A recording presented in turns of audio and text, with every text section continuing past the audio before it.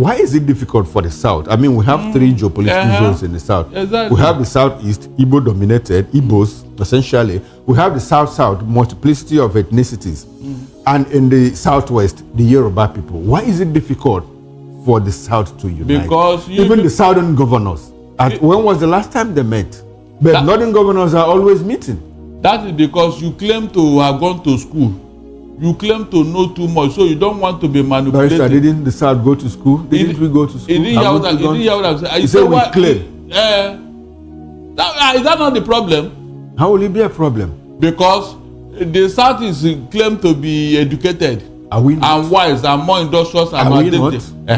Then the Southwest equally claim to have gone to school. Their education first landed here and all that. So are we not? With this mentality, I am telling you why it has become a disadvantage. Because the two of them are suspecting each other. The Southwest is suspecting the Southeast. In fact, the South, they are even part of the Southeast, the East Central State of you. So their own is not even a problem. It is the Southwest and the Southeast that will decide the fate of the South. The day they will come together. But they will not, because all of them claim to be wiser than each other. Why should I agree with you? Why should you be the one in front? Why should that kind of thing? No, but Barrister, you seem to be taking me to a direction that I'm at loss, you know. The North is not uneducated. Nigerians agree, out of school children, you know, mass poverty and all of that, arising from their being uneducated. And we also believe that because they are not educated, their leaders ride roughshod over them and all of that. You talked about feudalism, you know, and the stranglehold they have on the mass of the people. Now in the South, we are educated. We are not united. And we can't act as one. So of what value is that education that we have? And of what value is the lack of education that the North has? Which one will you prefer? Good. Yes, the education you have here, it has helped you to be creative. It has helped you to find your way through life. It has helped you to make out something for yourself, to make a living. It has helped you to be diligent, to be industrious and all that.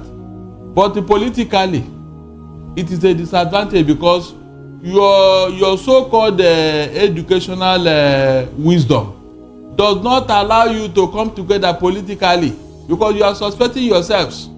That's the truth. I just told you here, the man who is well read in the Southwest with why should somebody from the Southeast who is equally well read be my boss, or why should I agree with him? Remember that this also started with Zik and Awolowo. Zik and Awolowo, when they would have had independence in 1957, they had to wait for the North to catch up. To catch off. Imagine if the two of them had said, this is an opportunity, let's go. But they didn't agree. Zik went to the North, and that left Awolowo on his own, so he couldn't do anything. That was what happened. They couldn't agree. You see, the first mistake was made initially. Initially, when we would have sorted this thing out many years ago, during the Civil War, the Southwest was supposed to join us. Awolowo said that if Ojukwu should break away, he will equally organize his people to break away. But when he came down here to tell his people, they said, look, do we have the numbers to fight the military? We have two deadly cantonments enveloping the Southwest. One is Ojo cantonment, one is the one at Ibadan, and then Ikeja cantonment. This cantonment can overrun the Southwest in 24 hours. That was what they told Awolowo, that if he want to go to war, he should bring his children to be in the front. And that was it. That was it. You can see. Meanwhile, when the North want to, as long as it is their interest, they will galvanize everybody and go after it. We are not the one that fought the Biafra people, the North. That's why they don't agree with us up to tomorrow. They see us as their enemy. But because the Southwest helped them, they are now friends. You can see. You can see where this thing started.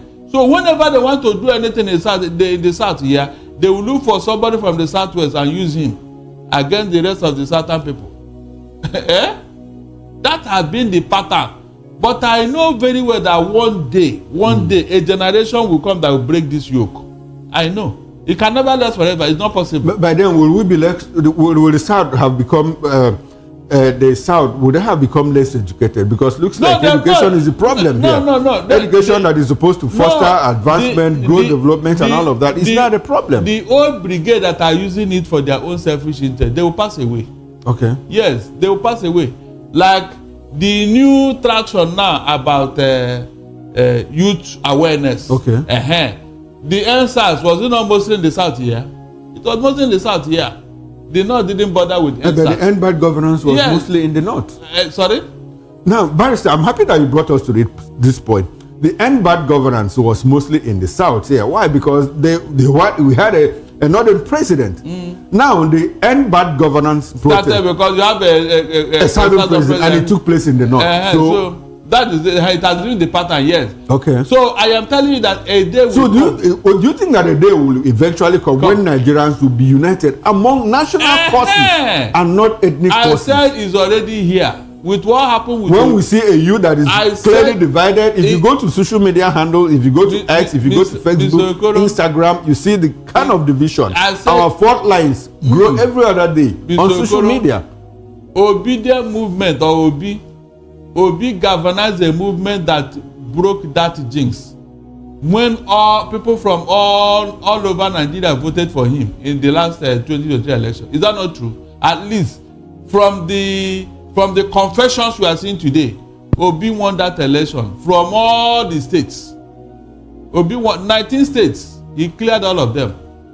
So, is that not enough to tell you that something is coming? Something is definitely coming. Nigeria will throw away the tribal and ethnic divide with time. It's a question of time, yes. Okay, Barrister, I like the hope. I like the hope you give. If it happened before, it will happen again. Remember 1993? Abiola's election. Yes. Even with Muslim ticket, Nigerians broke the barrier. Okay. So you can see that each time want to get it right, some principalities and powers, like Babangida, they will come and torpedo it. That election, if these people wanted the progress of that, they would have allowed it. But because of some selfish interest, which nobody explained to us up to today, they destroyed that national coalition. Because except two people come together, you can't make progress. That election in Nigeria would have made Nigeria to move forward, throw away all these boundaries, all these religious and ethnic boundaries. But you can see that each time Nigerians make attempts to overcome all these things, some people who claim to have two heads, they will torpedo it, and they claim to be national leaders. They claim to be patriotic. All right, thank you very much, Barrister. I like the hope that you give. Nigerians are hopeful, but we just pray that it is not some kind of blind optimism based on what is going on at the moment. It has happened before. Now, let's look